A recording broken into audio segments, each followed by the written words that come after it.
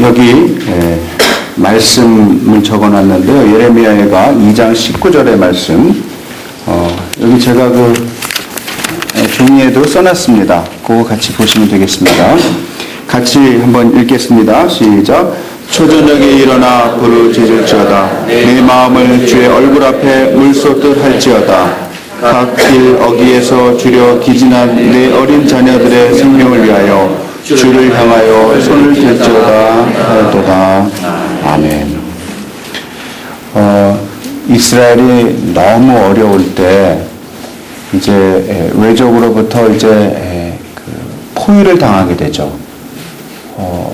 그때 완전히 수송의 길도 다 막혀버리고 도저히 견딜 수 없게 되고 이제 포위가 너무 길게 되니까 먹을 게 없게 됩니다.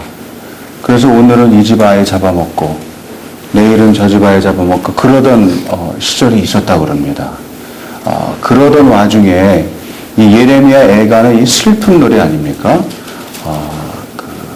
여기에 나오는 이 말씀은 초저녁에 일어나 부르짖을지어다. 내 마음을 주의 얼굴 앞에 물쏟듯 할지어다. 길 어귀에서 주려 기진한 내 어린 자녀들의 생명을 위하여 주를 향하여 손을 들지어다 하였도다.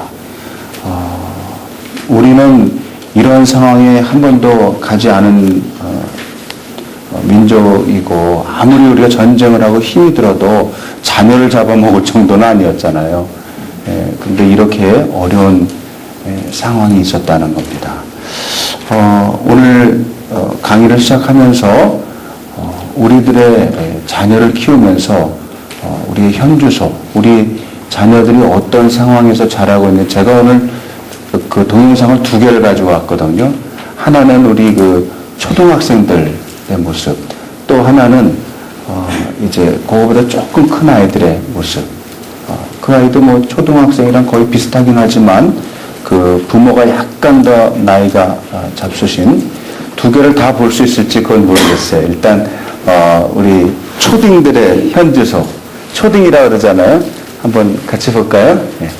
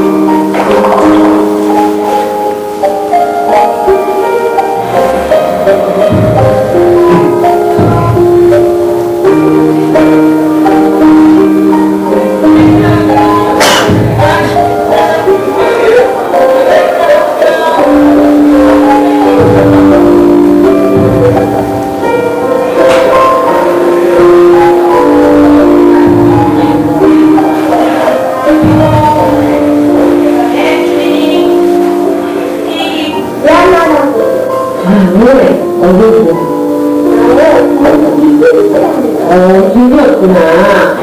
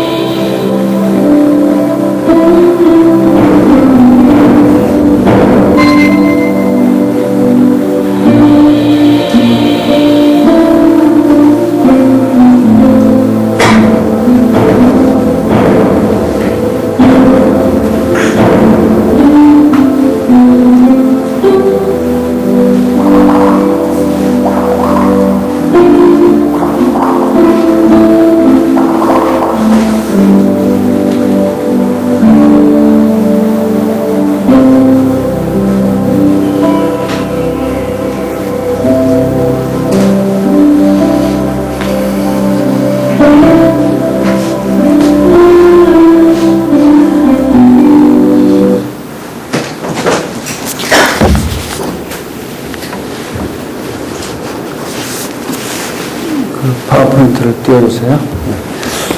조금 슬프죠? 네. 우리 아이들 10명 중에 9명이 과외를 하고, 또 어떤 애는 믿어지지 않는데요. 13개 정도를 한다는 거예요. 그러니까 모든 걸 다 과외를 해결하는 거예요. 뭐, 노는 법까지 가르치는 과외가 있다 그러더라고요. 뭐, 축구 뭐 이런 과외는 말할 것도 없고, 그러니까 그만큼 이제, 과외에 중독된 일이 많고, 제가 가끔 이렇게 약간 서울 교회에 이제 위치해 있는 식당에 손님들을 모시고 갈 때가 있거든요. 그러면 남자는 저밖에 없는 거예요. 저가 모시고 간 그 학교 손님이랑, 그리고 다 이제 여자분들 계신데, 물론 다 그런 건 아니고 또, 그 엄마들이 그렇게 또 물건을 팔아줘야 대한민국의 경제가 돌아간다는 거를 인정을 하는데요. 물론 이제 아이들이 학교 공부하는 시간이죠, 그때는. 근데 조금 심하다는 생각은 들어요.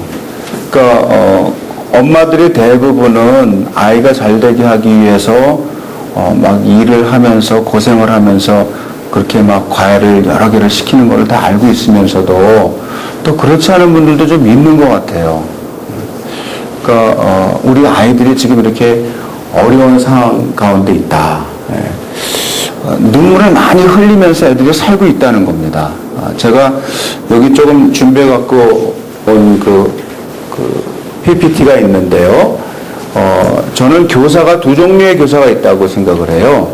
하나는 우리가 교회 입장에서 볼 때 교회 학교에 선생님인 교사가 있고, 또 가정학교의 선생님인 부모가 있다. 그래서 제가 늘 그거를 가교사역이라고 그러거든요. 가교사역. 가정과 교회가 같이 사역을 해야 된다는 거죠. 근데 이거는 우리나라에서는 이게 너무나 중요하게 부각이 돼야 되는 사역이라고 생각을 하고요.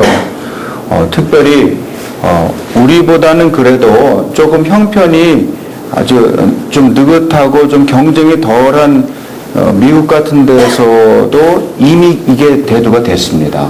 그래서 가정과 교회가 협력해서 사역하는 게 얼마나 중요한지. 그러니까 대부분 아이들이 교회에 올 때 와서 성경 공부하고 또 뭐 예배 드리고, 그리고 이제 일주일 동안 집에 가서 학교 다니고 학원 다니고 그러고 살잖아요. 교회 와서 지내는 시간은 2시간이 채 안 됩니다. 그리고 나머지 시간은 집에 있든지 학교에 있든지 학원에 있든지 그러거든요. 근데 그래도 아무리 학원을 많이 다니고 학교를 가고 그래도 아이들은 그래도 교회보다는 가정에 더 오래 있는 것 같아요. 그렇죠?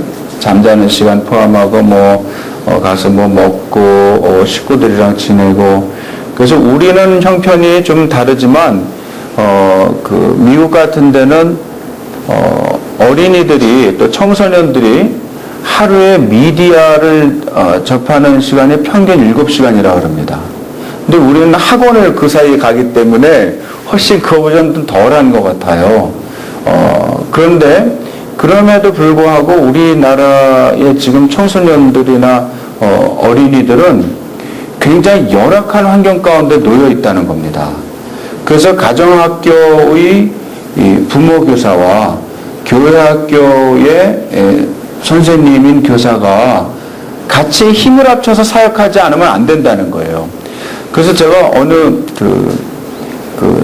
아주 보수적인 교단의 목사님들서부터 또 수유리에 있는 한신대학 아주 좀 소위 진보적인 학교라고 하는 거기를 나온 목사님들까지 제가 보통 얘기할 때는 한 세대에서 한신대까지 그러거든요. 그리고 순복음에서 그 기장까지 기독교 장로회까지 다 포함한 거예요. 그 목사님들이 다 모인 어떤 그 세미나 장소회를 갔습니다. 그랬는데 한 30여 명의 목사님들이 다 모여 있는데요. 저보러 무슨 영성에 대해서 좀 얘기를 하라고 그러더라고요. 그래서 제가 또 열심히 준비를 해가지고 영성에 대해서 막 얘기를 하고 한 1시간 동안 강의를 하고서는 이제 힘들어가지고선 이제 끝났다고 앉으니까 그 모임을 주장하는 목사님이 뭐라 그러냐면 기독교 교육학을 가르치시는 교수님이라 그래서 교육에 대한 얘기를 좀 들으려고 그랬는데 영성에 대해서만 하시냐고. 그래서 저는 원고 부탁을 그렇게 받아서 강의 부탁을 그렇게 받아서 준비했는데 그랬더니 그래도 오늘날 교회 학교가 이렇게 사람이 줄고 아이들이 덜 오고 굉장히 교육하기 어려운 환경인데 이거에 대한 무슨 대안이 있냐는 거예요, 저보러. 그래서 그럼 진작에 그걸 얘기해달라고 하지. 그건 제 전공 분야인데 왜 엉뚱한 주제를 저한테 주셨냐고. 저는 도사도 아니고 뭐 이렇게 후 하면 사람들 넘어지는 그런 능력도 없는데 왜 그러셨냐 그러니까 지금이라도 한 30분 좀 강의를 해달라고 그러더라고요. 그래서 제가 가정과 교회가 함께 어우러져서 연계하여 하는 그 기독교 교육에 대해서 한 30분간 그냥 의자에 앉아가지고 쭉 얘기를 해줬거든요. 그랬더니 사람들이 전부 이렇게 뒤로 이렇게 좀 연세 드신 목사님들이셨어요. 힘이 드셨는데 뒤로 이렇게 앉아있다가 이제 집중하려고 몸이 이렇게 오면서 나중에는 이렇게 막 졸리던 눈이 이렇게 커지면서 저를 막 이렇게 막 아주 정말 초점을 맞춰서 쳐다보시면서 나중에는요 의자의 맨 끝에까지 와가지고 앉아가지고 막 보는 거예요. 그래서 제가 좀 놀랬죠. 이분들이 왜 그런가. 그랬더니 제가 속한 우리 대한예수교 장로회 통합측에는 특별히 우리 장신대를 비롯한 장신대를 중심으로 한 그 학교에는 기독교 교육적인 어떤 그 공부나 이런 통찰이 굉장히 일반화되어 있습니다. 그래서 공부를 많이 하신 목사님들도 많고 또 이렇게 외국에 다니면서 여러 가지 문물을 대한 분들이 많아서 제가 우리 교단에 와서 이렇게 얘기하면 크게 뭐 신기하다 그런 얘기는 안 하는데 한 세대에서 한신대까지 있는 그 보수에서 진보를 아우르는 그 신학교를 나온 목사님들에게 제가 지금 하는 이야기 또 이거와 비슷한 이야기를 했더니요. 이분들이 놀라는 거예요. 예장 통합에서는 장신에서는 그런 거를 일반적으로 얘기하냐는 거예요. 우리는 얘기하는 정도가 아니 이미 이거 한물 지나간 얘기다. 그러니까 내가 다 외워서 하는 거 아니냐 그랬더니 깜짝 놀라면서 그러면 자기네가 이렇게 오늘 놀라는 건 우리만 놀라는 게 아니고 우리 친구 목사들을 데려오면은 무슨 혁명이 일어날 것 같다 그러면서요. 이 2013년이 지나기 전에 꼭 자기네들을 지도해달라는 거예요. 그래서 크리스마스 지난 다음 날 있죠. 26, 27, 28에 자기네가 전국에서 교육자를 모시고 올 테니까 좀 와서 가정과 교회가 연계하는 세미나라는 게 도대체 그런 기독교 교육이라는 게 있냐고. 우리는 속으로만 생각을 했지 실제 그거 가지고 한 거를 아직 못 봤다는 거예요. 그래서 우리는 한 정도가 아니고 우리 학교의 기독교교육연구원에서는 36개월짜리 3년짜리 가정과 교회가 연계하는 그 프로그램을 교재를 만들어서 이미 다 출판을 해서 전국의 교회들이 이 세미나를 받은 교회들은 이걸 사용하고 있다고 했더니 도대체 그걸 살 수 있냐 그러면서 저한테 문의를 하고 우리 학교 연구원에다 연락을 했어요. 36개월치를 다 샀어요. 한 1개월에 3만 원짜리거든요. 왜냐면 거기에 교재만 있는 게 아니고 비디오, 오디오 이런 거 다 CD를 창작물로 다 만들어냈거든요. 저희 이제 제자들이. 그랬더니 그거를 그렇게 세미나를 해달라고 할 정도로 그렇게 지금 목사님들이 갈급해 있습니다. 저는요, 우리 이한교회에서도 이한교회가 앞으로 미래 세대의 눈물을 정말 닦아주고 미래 세대가 앞으로 우리 지금 현재 세대에 대해서 좀 얘기를 해볼게요.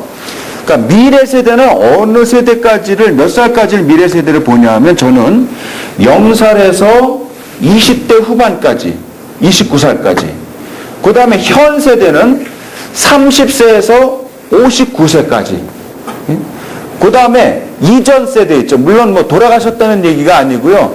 그 현 세대 다음 세대 그리고 이미 어르신 세대를 하면 그분들은 60세에서 그 이후를 보는 거죠. 그래야 이게 지금 이 링크가 되니까 연관이 이렇게 쫙 연결이 되잖아요. 그래서 지금 여기 계신 분들은 대부분 그러니까 31세, 안 그래도 초은이 같은 학생도 있지만 30세에서부터 59세까지가 대부분이잖아요. 어르신도 계시고 70세, 70이 넘으신 분들도 계실 수 있지만, 그러니까 제가 어저께 한 세대를 잃어버리면 30년 후만 되면 그 다음에는 교회가 없어지는 거예요. 이한교회 없어지는 거는 간단합니다. 여러분들은 또 이렇게 하다 보니까 성전도 없잖아요. 그러니까 목사님이 어디 가시고 여러분들 중에 이렇게 그룹이 와해가 되면 이한교회는 그냥 하늘나라는 있을지 몰라도 지상에는 없어질지 모릅니다. 그러니까 어떻게 해야 될까요? 우리가 가정과 교회가 연계해서 사역하는 것에 대해서 굉장히 심각한 어떤 시급성을 느껴야 된다.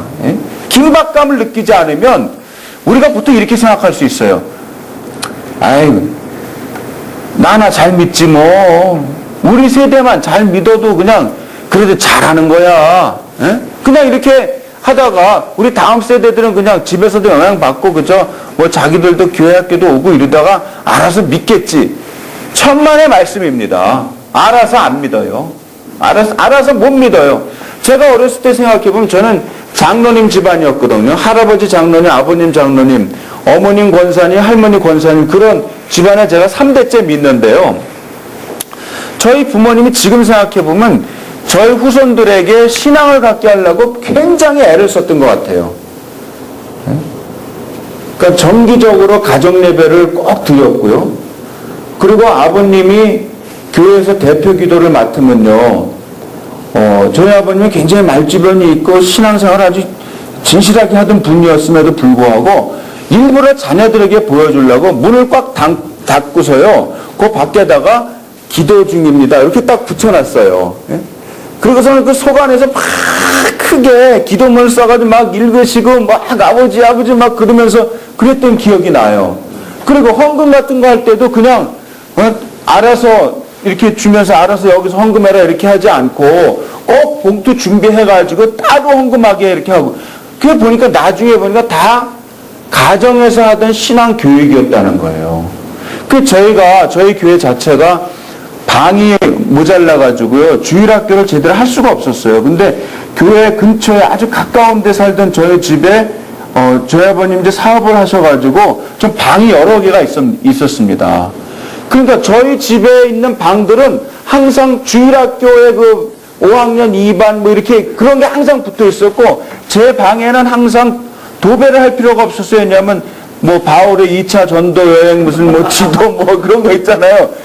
그러니까 어렸을 때부터 예수님 제자의 이름이랄지 무슨 창세기, 출애굽기, 레위기, 민수기 그런 거 있잖아요. 그 옛날 찬송 성경 외우는 노래 있잖아요. 창세기, 출애굽기, 레위기 그 있잖아요. 근데 가끔 보면은 주일학교 선생님들도 무슨 예수님 제자 얘기하고 무슨 바울의 무슨 2차, 3차 전도 여행 이런 거 얘기하고 그러면 막 틀려요. 근데 저는 다 안다고 앉아가지고. 왜냐면 맨날 그게 도배가 돼 있으니까 이렇게 누워가지고 여기서 골로 갔다가 그래서 2차 전쟁 때 빌립보 교회가 생긴 거고 거기에 그 여자 아주 사업 잘하는 분이 또 바울을 그렇게 섬겼고 말이지. 나중에 바울이 로마 가가지고 감옥에 갇혔을 때 정말 그 여장부가 말이죠. 헌금 모아가지고 로마의 감옥에다가 보낼 때 에바브로디도를 통해서 보냈는데, 에바브로디도가 거기 가서 바울을 봉양을 들러갔는데 오히려 이 청년이 평생 운동을 안 해가지고 바울을 보자마자 쓰러져가지고 거기서 오히려 바울이 에바브로디도를 돌봐가지고서는 이 청년이 거반 죽게 됐다 이런 소문이 나니까는 저 빌립보 교회가 말이죠. 거기서 막 걱정을 하고, 그러니까 바울이 걱정하지 말아라, 에바브로디도는 죽지 않았다, 너희들이 한두 번 나에게 쓸 것을 보낼 거냐, 지금도 청년이 와서 나한테 사식을 넣어서 잘 먹고 있고 지금 얘는 괜찮고 이제 앞으로 잘 될 건 걱정 말라고 쓴 서신이 빌립보서구나. 어렸을 때 이미 알았다는 거예요. 그건 신학교 가서 배운 게 아니라는 거예요. 그러니까 이게 어릴 때 가정과 교회가 함께 연계해가지고 신앙교육한다는 게 굉장히 의도적인 일입니다. 의도적인 일. 우리는 여러분 교육이라는 게요. 교육이라는 게 두 종류가 있어요.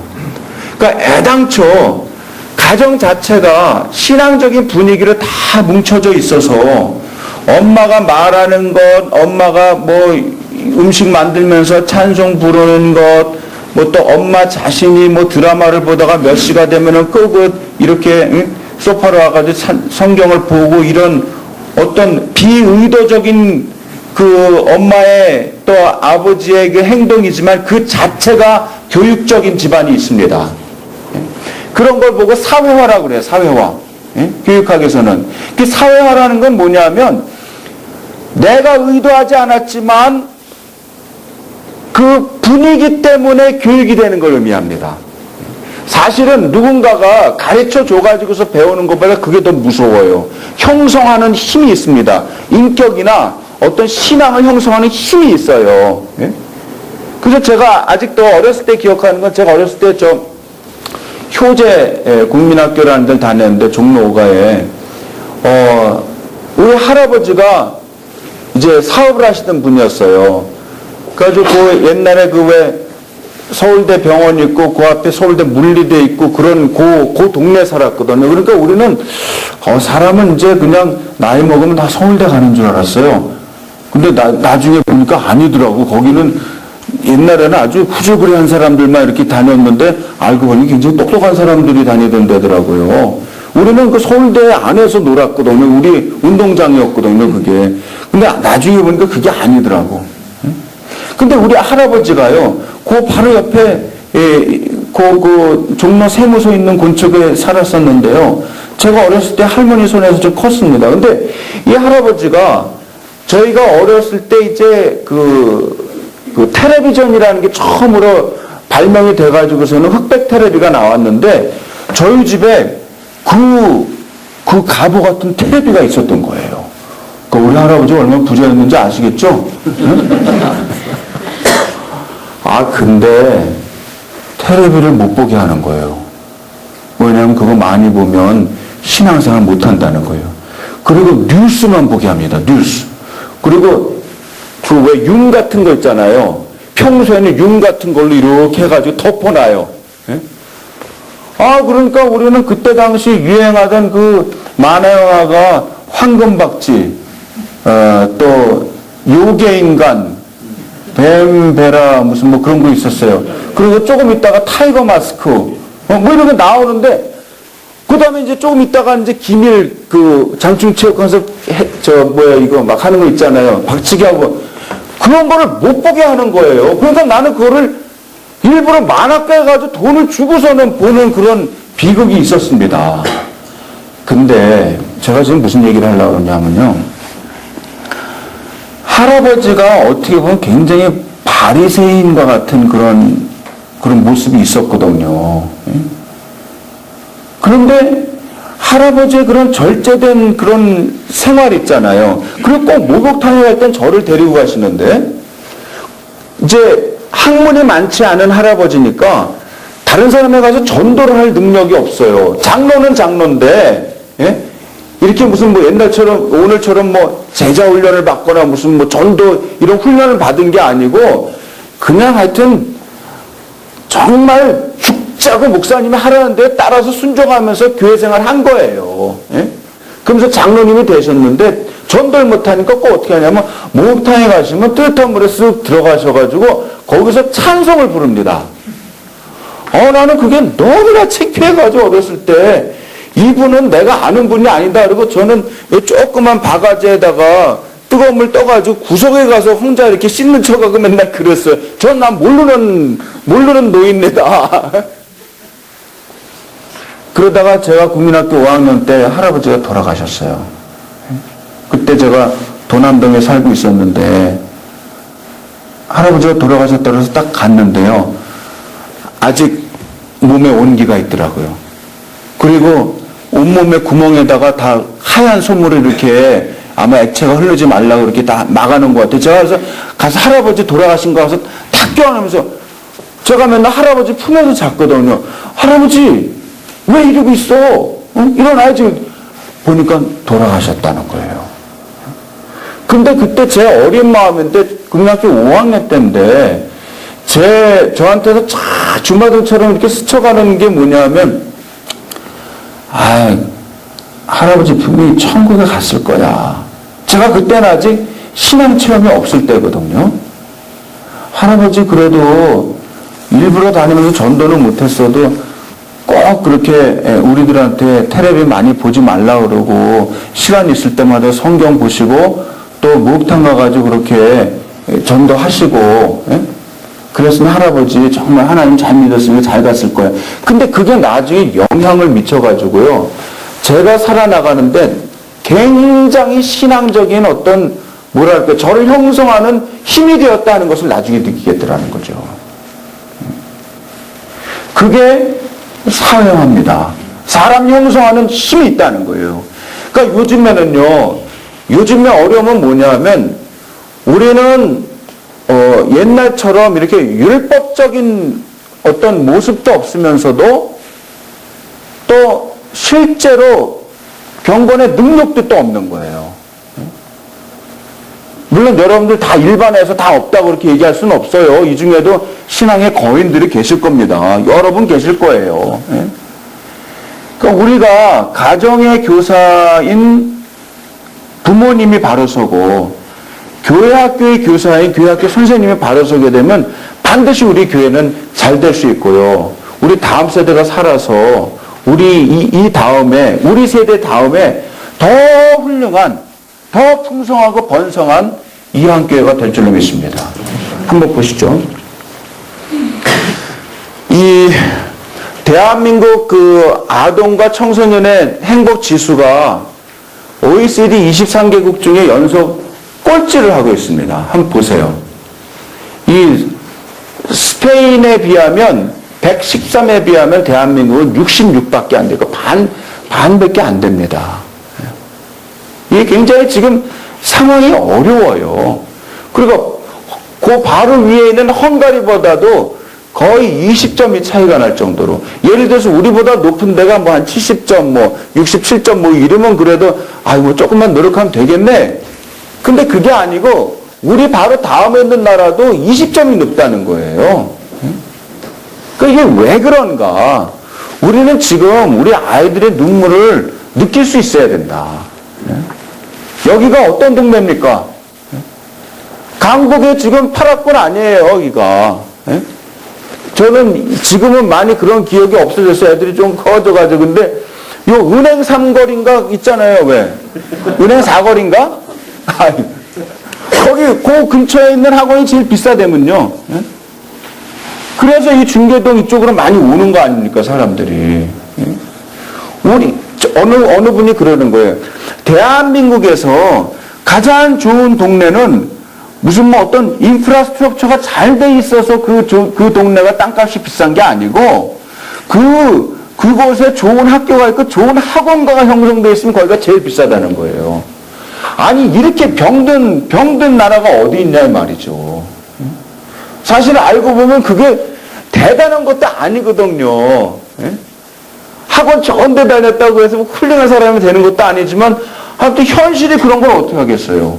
요즘엔 땅값 비싼 곳에서 살던 아이가 뭐 판사도 되고 무슨 뭐 의사도 되고 그런 지금 나라가 돼버렸어요. 옛날에는 개천에서 용 난다 그랬는데 요즘에는 개천에서 용이 안 납니다. 용가리는 나올지 몰라도 안 나와요. 대한민국 초등으로 산다는 것 아까 그거 보셨죠? 초등학생들 중에 53%가 가출 충동을 받고요. 27%가 자살에 대한 충동을 느낀다는 거예요. 제가 그 친구 교수님들 중에 저쪽 그 강남이나 또는 그 여의도나 또는 저쪽을 더 가서 목동 근처에 사는 분들 얘기 들어보면요. 거의 일주일에 한 번씩 한 아이가 떨어진대요. 아파트 꼭대기. 사람이 이렇게 떨어져서 이 한 20층에서 떨어져서 이렇게 나는 소리가 굉장히 희한한 소리가 난대요. 퍽 하는데 안 돼요. 느낌으로. 아, 또 하나 떨어졌구나.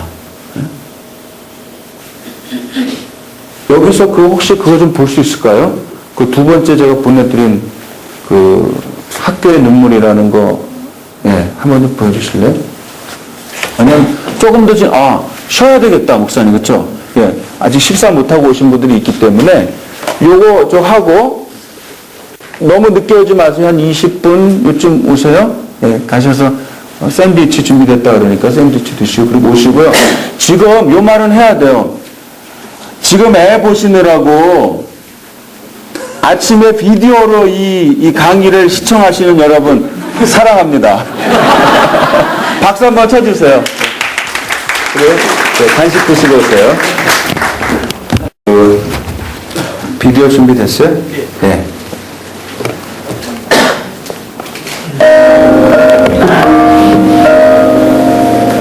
저는 대구에서 자살한 중학생 엄마 김지영입니다.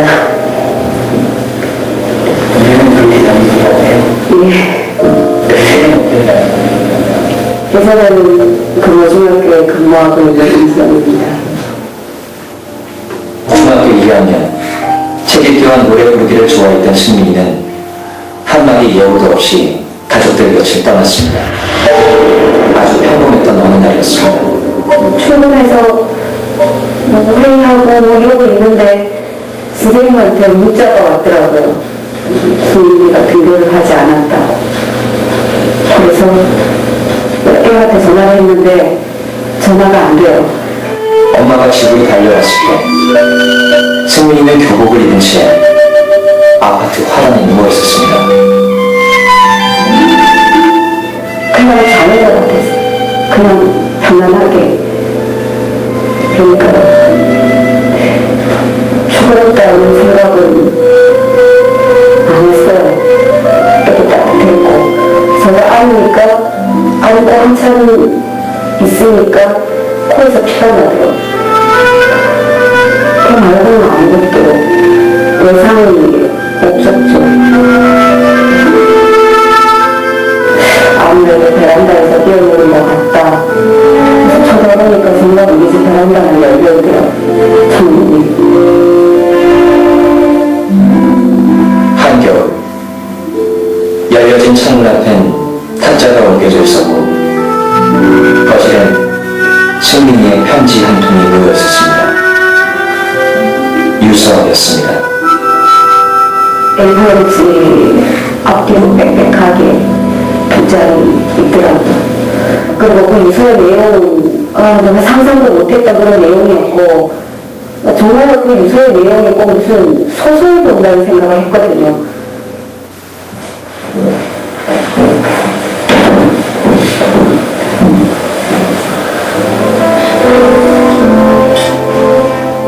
엄마, 아빠, 죄송해요.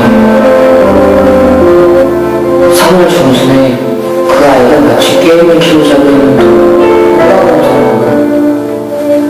게임에 쓴다고 제 통장 돈까지 가져가고 담배도 피우게 하고 원한 신부님과 숙제를 시키고 게다가 매일 우리 집에 가서 때리고 나중에는 다른 애하고 같이 저를 괴롭혔어요.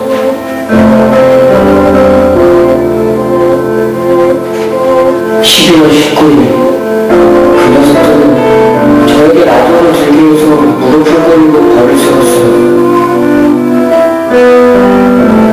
라디오 선보가 제 목에 묶고 끌고 다니면서 떨어진 부스러기를 주워 먹으라 하고 피아노 의자에 엎드려 놓고 손을 봉쇄한 다음 무차별적으로 저를 구타했어요.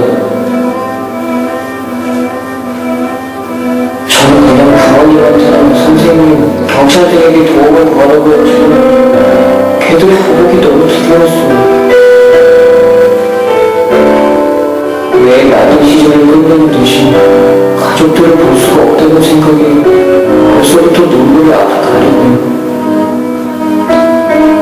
부디 제가 없어도 행복하시길 빌게요.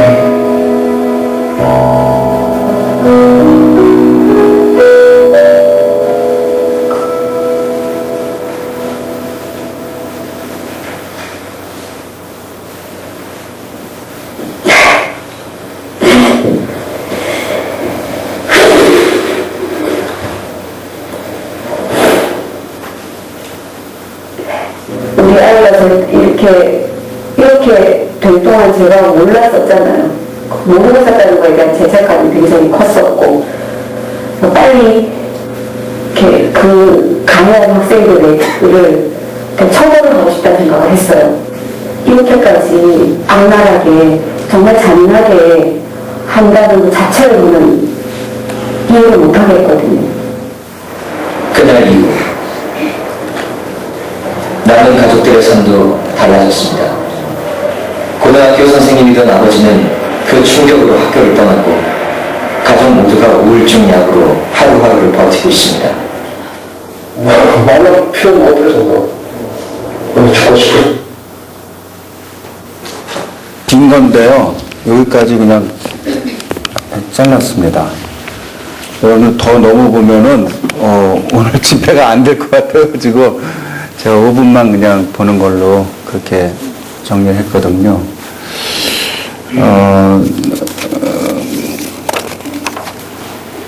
우리 아이들이 정말 물고기처럼 살고 싶거든요. 그리고 제가 지금 생각해 보면 저희 세대도 사실 저도 공부 굉장히 하기 싫었거든요. 그리고 저는 여기 그 정릉에 있는 대일고등학교를 다녔는데요. 지금은 그게 서경대학교 뭐 대일외고 뭐 이렇게 됐어요. 근데 지금은 어떤지 모르겠는데 그건 맨날 매일 아침 새벽마다 올라가는 게 너무 싫어가지고 도대체 무슨 학교를 이렇게 산꼭대기에다 누가 만들어 놔가지고 이렇게 그러느냐. 그리고 성적이라는 게 잘 안 오르잖아요. 저도 이제 집안이 그렇게 못 살지 않았기 때문에 뭐 서울대 다니는 형들한테 뭐 과외도 시켜주고 뭐 이래서 뭐 종암동에 가서 과외도 하고 뭐 그랬는데 성적 잘 안 오르더라고요. 그리고 딴 거보다 어릴 때는 놀고 싶잖아요. 예? 놀고 싶으니까 이제 막 좀 정신 차리고 공부하면은 성적이 쭉 올라가는 거예요. 특별히 무슨 한자 시험 같은 거 뭐 이렇게 외우는 시험은 조금만 정신 차리고 하면은 뭐 막 90몇 점도 나오는데 그냥 뭐 선생님이 하라는 거 안 하고 숙제 안 하고 이렇게 하면 뭐 60몇 점도 나오고 이렇게 뭐 성적이 쭉 떨어지고 그러더라고요. 그러니까 제가 지금도 이제 기억하는 게요. 고등학교 1학년 때 저희가 그때 한 학년 700명인가 그랬어요. 굉장히 반이 많았죠. 근데 그때 당시 저희 대일고등학교가 서울대를 100명씩 갔어요. 그러니까 신흥 명문이었습니다. 신흥 명문. 예? 근데 제가 정신 안 차리고 하면은 공부를 못 하다가도 막 정신 차리고 하면 또 한 40등, 50등 이렇게 또 되는 거니까 부모님들도 제가 공부 잘하는 줄 알고 그냥 놔뒀는데 저는 이제 친구가 두 부류였습니다. 공부를 아주 잘하는 탑 클래스의 아이들의 친구도 되지만 제가 이제 저희 또래에서는 이제 한 80 조금 안 되니까 좀 큰 편이고 잘 놀고 그러니까 또 완전히 노는 애들도 제 친구고 안 놀고 공부만 하는 애들도 친구고 양쪽의 친구가 있으면 얼마나 바쁘겠어요. 예?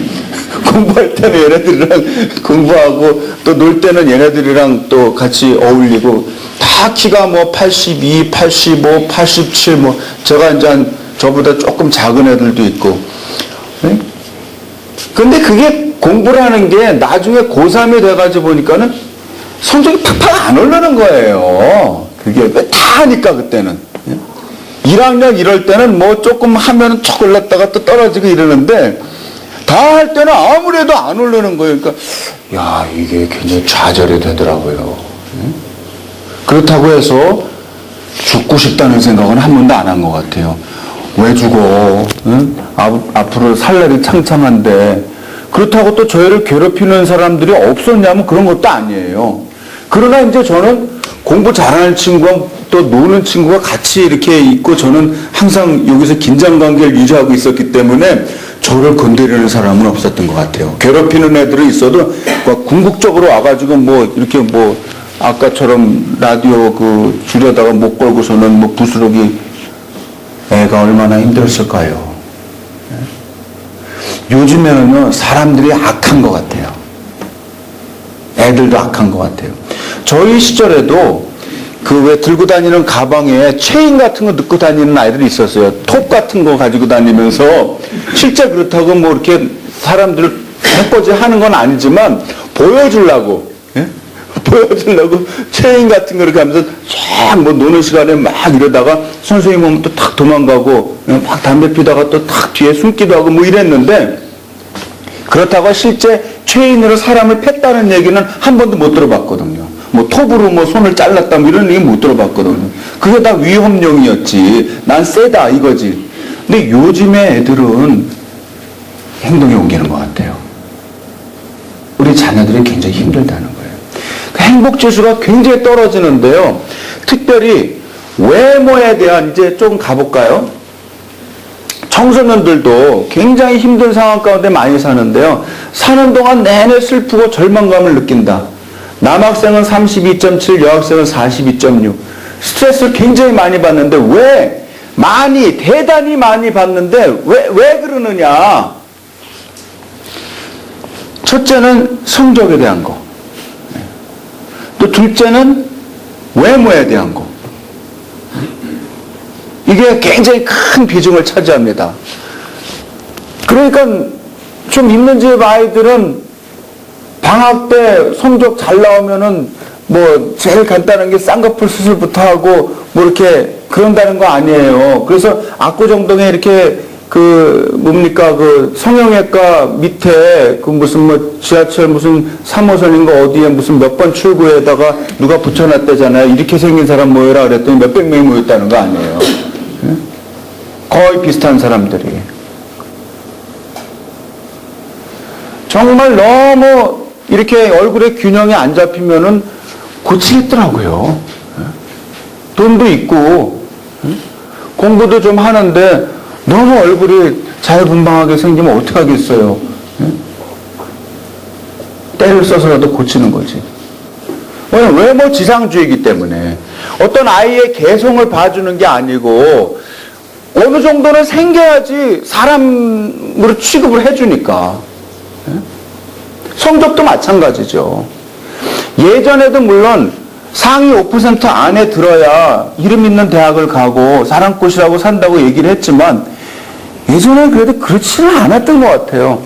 제가요, 제 친구들이 친한 친구가 공부도 하면서 또 놀기도 잘하고 그런 친구들이 7명이 있었어요. 그래서 늘 칠총사라고 그랬는데 제가 그러다 30년 전에 제일 먼저 이민을 가고 그러고서는 이 연락이 끊어졌습니다. 근데 그 사이에 우리 친구들이 저를 늘 찾았던 거예요. 그 7명 친한 친구들이.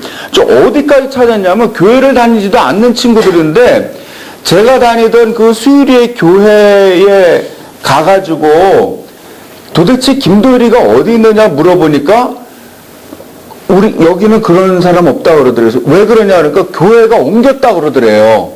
여기 저 미아리 있는데 그 신일고등학교 옆에 있는 그 큰 게 있잖아요. 그걸 옮겼다 그러더래요. 이제 거기 가가지고서는 김도희를 찾은 거예요. 그랬더니 아무도 모르는데 나이가 제일 많아 보이는 장로님 한 분이 그분이 누구냐 하면 예전에 이 정의여고에서 교장 선생님을 했던 분이 우리 장로님이었는데 그분이 김도희를 안다. 그 사람이 목사가 됐고 자기가 알기로는 이제 그 목회를 하면서 미국에서 지내는 걸로 알고 있다고 그러는 거예요. 그래가지고 또 그 다음에 또 찾아갔더니 제가 한국에 나왔다고 그러더래요. 그래가지고 인터넷에서 저를 막 찾아본 거예요. 어느 날 연락이 왔더라고요.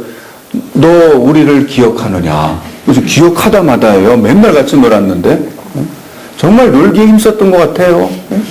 왜냐면 학교 그 산 꼭대기까지 올라가는 게 너무 힘들어가지고 그냥 애들이랑 이렇게 뿜빠이 해가지고 어떠다가 용돈 좀 남으면 택시도 타고 같이 올라가고 막 그랬거든요. 그때 그 친구들이 나중에 저를 찾아와가지고 막 너무너무 반가워하는 거예요.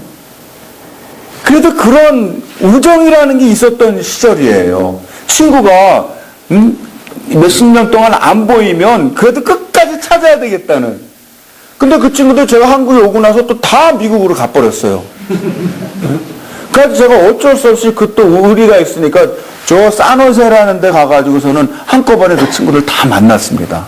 그 사람들은 그때서부터 친구가 돼가지고 사업도 같이 하고요. 고등학교 친구들이. 사업도 같이 하고 서로 이끌어주고 막 이래가지고 아주 알콩달콩 재미나게 잘 살고 있더라고요. 요즘에는 그런 일이 쉽지가 않습니다. 요새도 우정이라는 게 없는 건 아니겠지만 우리 아이들이 너무 예전보다 규모도 없이 끊임없는 경쟁 사회 속에서 지금 살고 있다. 우리 아이들을 우리가 이해를 해줘야 됩니다. 2030년에는 교회 아동 청소년이 없게 될지도 모른다고 누가 이렇게 예측을 했어요. 왜냐하면 그도 그럴 것이 95년에서 2005년까지 이미 10세에서 19세까지가 2.1% 감소했고 20세에서 29세까지가 1.8% 감소했는데요. 지금 그래도 제일 안전하다고 하는 우리 교단 안에서도 지난번 총회할 때 우리가 이미 감소세로 들어섰다는 거예요. 근데 청소년이나 아동들은 3분의 1 이상이 없어졌다는 거예요, 벌써. 근데 그거를 이렇게 예전에 왕성했던 영락교회나 이런 데 가보면 아주 확실하게 느낍니다. 제가 가끔 거기에 무슨 뭐 설교나 강의하러 이렇게 가잖아요. 애들을 찾아보기가 어려워요. 근데 선생님들은 정말 양질의 선생님들이거든요. 근데 예전에 예를 들어서 한 선생님이 한 10명 가르쳤다 그러면 요새는 한 선생님이 2명, 3명 가르쳐요. 그것도 반이 있으면 다행이에요. 이렇게 나가다가 우리 한국교회 아이들이 정말 없어질 것 같아요. 저는 너무 그게 겁이 납니다. 우리가 아무리 이렇게 잘 믿고 그러면 뭐예요? 우리 다음 세대가 없는데 그러면 나라도 없어지지만 교회도 없어진다 이 말이죠.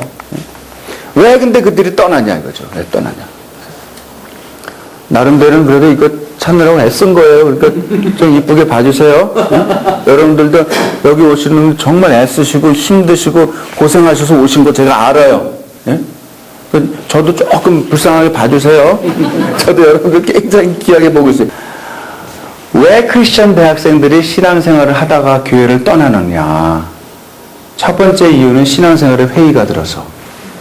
두 번째는 교회 밖에 대해서 교회가 너무 지나치게 배타적이어서. 그 다음에는 너무 어른들이 주변에 있는 분들이 율법적 또는 강압적으로 하기 때문에. 그 다음에는 크리스천들의 비도덕적인 모습. 또 의심하는 사람에 대해서는 너무 공격적으로 얘기하기 때문에. 아까 제가 우리 목사님과 같이 밥 먹으면서 그런 얘기도 많이 했어요. 이 믿는 사람들이 특별히 리더들이 세상에 안 믿는 사람만큼만 상식적이어도 된다는 거예요. 약속을 지키고 또 룰을 어느 정도 지키고 그리고 자기가 하겠다고 한 거는 하고 그 다음 해서는 안 되는 건 안 하고 그 정도만 해도 그렇게 크게 욕먹지 않는다는 거예요. 근데 우리는 신앙이라는 이름을 가지고 너무 막무가내로 나가는 적이 많아요.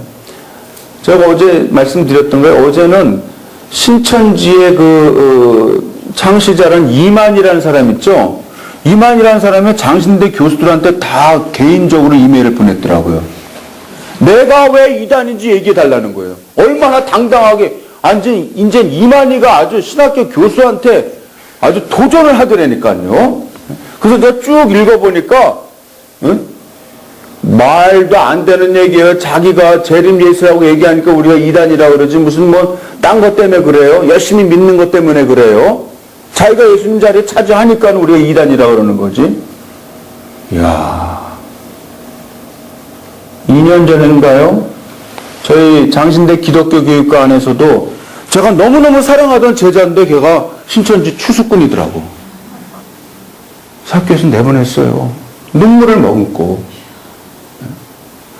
지금 개신교뿐만 아니고 천주교에도 그렇게 많이 들어간대요.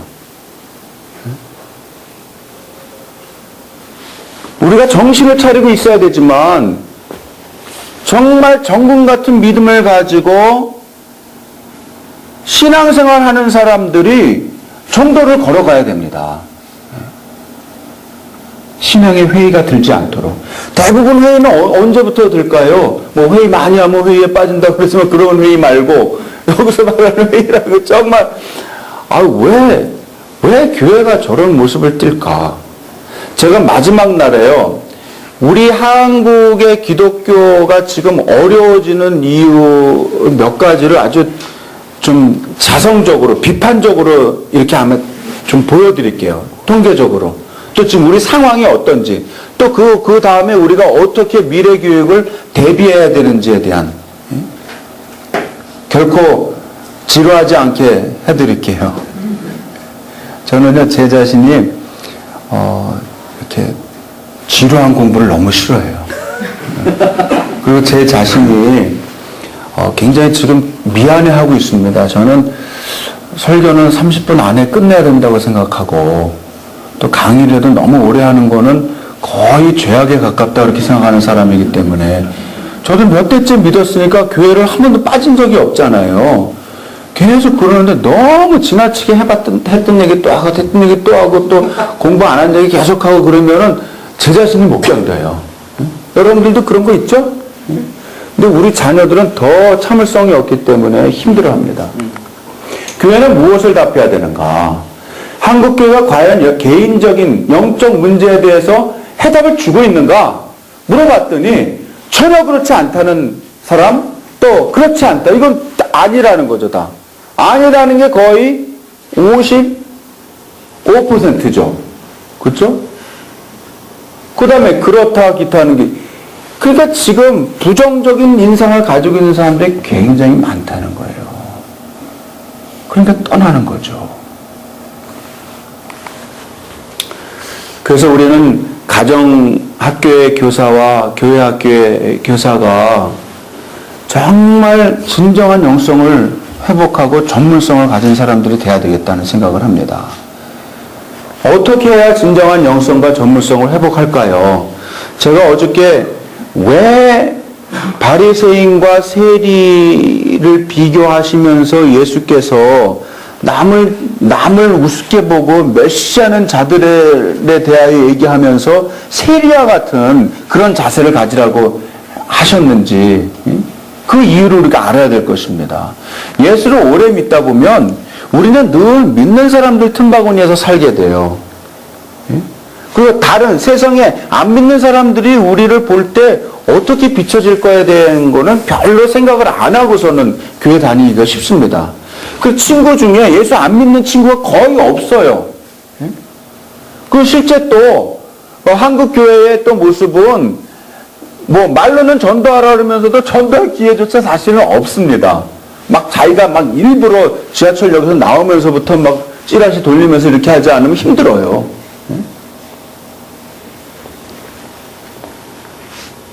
체험의 교육을 해야 된다. 제가요, 우리 학교에서 그거를 느껴요.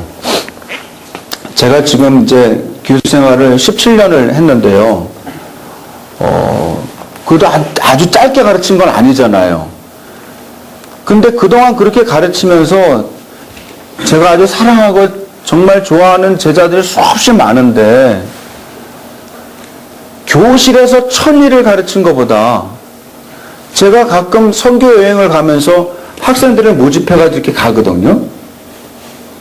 그때 동유럽이니 무슨 중국이니 이런 나라들 있잖아요. 아주 어려운 나라들 가가지고서는 한 열흘 같이 지내면서 있다가 오잖아요. 그리고 밤마다 뭘 하냐면 밤마다 라이프 스토리를 해요. 자기 어떻게 지냈는가. 지난번에도 체코랑 헝가리랑 이런 데 가면서 아이들이랑 이렇게 정말 후진 모텔에 앉아가지고서 삶을 얘기하라고 그랬더니 너무너무 밝고 이쁘고 정말 참한 우리 전도사님 학생이 그렇게 비참한 삶의 스토리를 가지고 있는지는 정말 예전에 몰랐어요. 다 울면서 듣는 거예요. 교수님 몇 분이 앉아가지고 학생들 27명 앉아가지고서는 2층 침대 3층 침대 꼭대기에 앉아서 울면서, 그래서 열흘을 같이 지내면서요, 이렇게 선교지 다니고 무슨 뭐 칼빈의 동상 밑에 가서 같이 뭐 장난하면서 사진 찍고 뭐 이러고선 돌아왔는데요. 제가 캠퍼스 이렇게 지나가잖아요. 교실에서만 가르치는 학생들은 아 교수님 안녕하세요 그냥 이 정도 인사하는데 가서 열흘을 지내다 온 애들은요 저쪽에서부터 막 슬로우 모션으로 막 뛰어와요. 막 교수님 막 이러면서 그 다 큰 게 막 와가지고 막 안긴다고. 교수님 너무너무 보고 싶었다는 거예요. 뭐 어저께 봤는데 뭘 또 그래. 그리고 자기의 삶을 표현을 하는 거예요. 그리고 어저께 제가 놀란 건 뭐냐면요. 그때 잠깐 지내고 왔던 신대원생들 중에 저희 기독교 교육학에 석사과정을 하겠다고 하는 아이들이 그렇게 많이 온 거예요. 왜? 제가 여기 있으니까 나랑 같이 공부하고 싶어서 온 거예요. 그래서 그걸 보면서 이야 체험의 교육이라는 게 또 여행이 이렇게 중요한 거구나. 그래서 저는요 방학 때 되면 무조건 학생들은 나가요. 그게 뭐 어느 학생이 됐든지 간에 교실에서 아무리 해봐 안 돼요. 뭐 잠깐 공부하다가 또 조금 있으면 또 쉬어야 되고. 근데 그렇게 같이 가서 어울리는 게 너무나 중요하더라고요. 제가 우리 이한교회 오기 전에 저쪽에 그 고시촌이 있는 그 신림동 있죠. 신림동에 작은 교회예요. 교회 이름도 고향교회, 고향교회. 한 200명, 뭐, 저녁 예배는 한 뭐, 100명, 120명 이렇게 모이는 크지 않은 교회인데요. 거기 목사님이 아주 젊은 목사님이십니다. 근데 이분이 이번에 여름에 아이들을, 얘네들을 어떻게 좀 교육할까? 너네 비행기 타봤냐? 그랬더니, 거기만 해도 서울의 시골이거든요. 한 번도 못 타봤다는 거예요. 그래가지고 그냥 막 애들이랑 뭐 교인들 뭐 음식도 만들어주고 뭐 막 봉사를 해가지고 애들을 여름 수양회를 제주도로 다 데려가서 한 거예요. 인원도 많지는 않죠. 그럼 요새 제주도가 생각보다 돈이 많이 안 듭니다. 싸구려 그 비행기가 많이 생겨가지고. 그리고 또 잘 알아보니까 누가 또 펜션 큰 거 가지고 있는 걸 좀 빌려주겠다 그래가지고 아주 저렴한 가격에 거기 가서 했는데요. 애들이 아직도 제주도 얘기를 한대요. 비행기 타고 갔을 때 그 비행기 위에서 바라보던 그 하늘을 얘기하면서 그 높이 올라갔을 때 그 기분 아직도 생각나냐고 느낄 수 있냐고 막 그러면서 그래서 힘을 얻어가지고요. 그 여름 끝날 때쯤에 청소년 아이들을 데리고서 미국을 갔대요. 처음에는 막 그냥 교회 살림하는 장로님이랑 집사님들이 우리 교회 같이 조그만 교회에서 어떻게 애들을 미국을 데려가냐 그래. 저 걱정하시지 말라고 내가 아는 친구 목사들한테 좀 집도 빌려달라고 그러고 좀 운전도 해달라고 다 그랬으니까 걱정하지 마. 갔다 오더니 아이들이 시야가 쫙 넓어졌대요. 근데 거기는 그 동네는 자기네들이 알아서 이렇게 뭐 미국의 친척한테 보내고 그럴 수 있는 형편이 되는 그런 동네가 아닙니다. 체험이 그만큼 중요하다. 선생님들 같이 갔다 오더니 자기네들도 많이 배웠다 그런다는 거예요. 교사 역할에 대한 창조적인 성찰을 해야 된다는 거죠. 교사가 자기가 가르치는 거에 대하여 부모면 부모, 교육학교면 교육학교 교사가 내가 지금 가르치는 모습에 대하여 계속 일기를 쓰라는 거예요. 나의 모습에 대하여. 작은 집단 활동을 하고 교육 현장의 요구를 계속적으로 조사를 하고 아이들과 함께 그래서 같이 자라나는 거예요. 가르치려고 하지 말고 같이 경험하게 하라는 거예요. 그래서 여기 보시면 나오지만 이 데일이라는 사람의 경험의 원추를 보면요. 이 언어적으로만 하고 또 보여주기만 하고 들려주기만 하고 이럴 때보다 직접 가서 자기가 극처럼 해보고 1인극을 해보고 서로 극을 만들어서 하고 그 다음에 아까 그 여행처럼 그런 고안된 경험을 하고 직접 가서 봉사를 할 때 훨씬 교육적인 효과가 높아진다는 거죠. 우리가 이론적으로는 알지만 이제는 그걸 해야 된다는 거죠.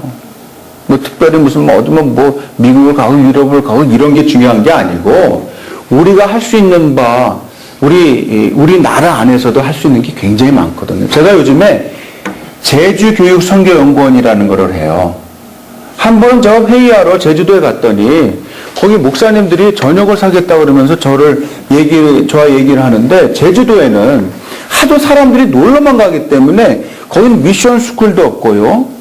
또 훈련받은 교사가 없고 또 교육자들이 없고 제주시의 큰 교회 몇 교회 빼놓고는 교육자 자체가 없는 거예요. 그래서 거기는 교회가요. 불교가 1등, 천주교가 2등, 그 다음에 개신교입니다. 우리나라에 유일하게 개신교가 제3위예요. 종교 분포가. 그래서 저보러 와서 좀 교수님들 조직해가지고 와서 좀 가르쳐 달라는 거예요. 제가 그 말을 듣고서 왔는데 너무 마음이 부담이 돼가지고 제가 저희 기독교 교육 학회를 하면서 알아뒀던 선후배 교수님들한테 앉아가지고 제 소파에 앉아서 전화를 건 거예요. 2시간 반 동안. 조건이 뭐냐? 첫 번째, 제가 지금부터 여러분 교수님에게 말씀드린 거는 무조건 무보수로 봉사하는 겁니다. 1번. 그 대신 2번, 밥은 먹여드리고 쌈짓한 모텔에 모시고 그 다음에 비행기는 아시아나 대한항공을 제외한 걸 태워드립니다. 그리고 한 학기에 주말에 한 번이나 2번 정도 와서 자기 전공 분야를 가지고 가르쳐 주시면 됩니다. 저는 그쪽에 제주도에 계신 분들에게는 고등학교를 졸업한 사람으로서 평신도들을 모아서 한번 교육을 시킨 걸 해보겠습니다. 그랬더니 제주도에 계신 분들이 평신도 20명을 모았어요. 한 학기 학비가 20만 원. 20만 원도 그건 김밥 사주려고 받은 거예요. 그렇게 해가지고 2년 동안 교육시켜서 지지난주에 졸업시켰습니다. 장하죠? 교수님들 25분 전화했는데 단 한 명도 못하겠다 그러는 사람이 없더라고요. 그래서 제가 작년엔가 송년회를 하면서 모셔서 제가 여기 저 홍은동의 힐튼에다가 이렇게 송년회를 한다고 오시라 그랬어요. 그것도 한다고 그러니까 어느 목사님이 아니 교수가 무슨 돈이 있냐고 그러면서 자기가 교회 얘기해서 알아서 밥 한번 사주겠다 그러더라고요. 그래서 또 그것도 공짜로 했어요. 하여튼 저는 공짜로 하는 거 잘해요. 물어봤어요. 제가 전화했을 때 도대체 무슨 마음으로 하겠다고 그러셨냐 그랬더니 아유 교수님 재능 기부로 무보수로 와서 하라는데 돈 안 준다는데 못한다고 그러면 자기는 뭐가 되는 거냐는 거예요. 완전히 싹군이 되는 거 아니냐는 거예요. 그래서 그 얘기를 딱 듣는데 한마디로 영적으로 무슨 망치로 두들겨 맞는 느낌이 들더래요. 애당초 처음부터 보수는 안 드린다고 그러니까 그래서 25명이 다 물어보니 다 그러는 거예요. 그래서 저는 그게 전략은 아니었거든요. 전략은 아니었고 그냥 솔직하게 말씀드린 거였거든요. 그래서 2년 끝난 거에 대한 송년을 이번 토요일 날 합니다. 이번 토요일 날. 선생님들이랑 졸업하는 그 전주 있죠. 지난주에 졸업하고 그날 금요일 저녁에는요. 대강절이 시작하잖아요. 그래서 대강절 초를 인터넷에서 오더를 해가지고 주문을 해가지고 선생님들이랑 같이 자기네 봉사할 교회에서 이렇게 장식할 대강절 초를 같이 만들었어요. 어른들이 얼마나 즐겁게 하는지 몰라요. 여기 나오는 사진의 사람이 누군지 아세요? 인자한 어떤 교장 선생님 같이 생겼죠? 가가와라는 분입니다. 가가와. 일본의 성자라고 하는 분입니다. 가가와. 프린스턴 신학교에 가면 그 도서관으로 이렇게 옛날 도서관으로 내려갈 때 두 사람의 동양 사람이 있어요. 한 사람은 한경진 목사님의 근형이 쫙 있고요. 또 다른 한 사람은 가가와 목사님의 근형이 있습니다. 이분이 청년 시절에 방탕하게 살다가 어느 날 폐병에 걸립니다. 한경진 목사님이랑 비슷해요. 폐병 걸리는 거는. 옛날 사람들은 그렇게 폐병을 잘 걸리는지 몰라요. 다 먹는 게 없어서 그런 거겠죠. 근데 어느 집에 이제 떠돌다가 갔는데 그 집에서 밥을 먹고 있더래요.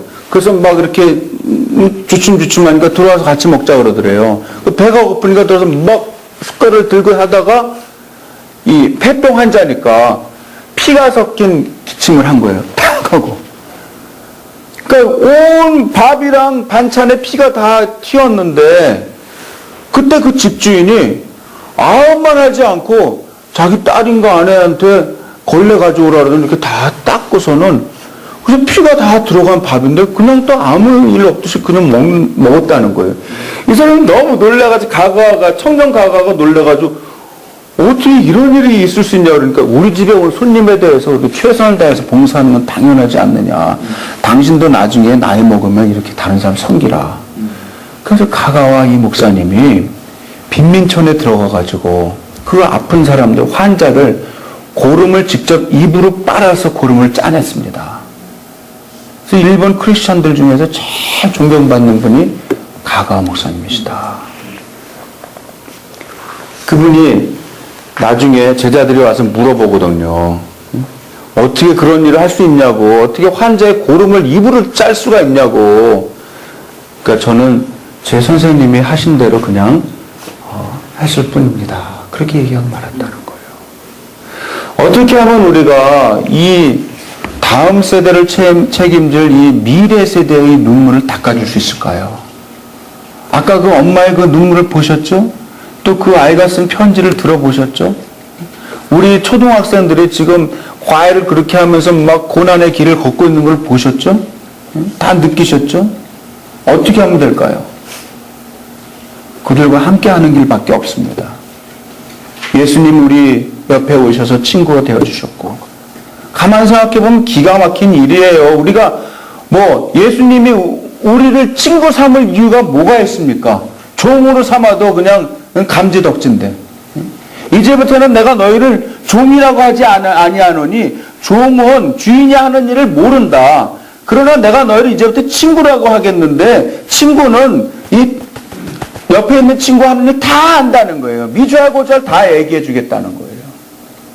그러면서 예수님이 그러시죠. 사람이 친구를 위하여 목숨을 버리면 이보다 더 큰 사랑이 없다. 우리의 자녀들, 교회 학교에서 또 가정학교에서 부모로서, 선생님으로서 아이들의 아픔을 끌어안는, 그래서 그들과 함께 인생길을 걸어가는, 공부는 잘하는 애가 있을 수도 있고 못할 수도 있고 그런 거 아니에요. 또 좀 이름 있는 학교에 갈 수도 있고 또 안 그럴 수도 있고.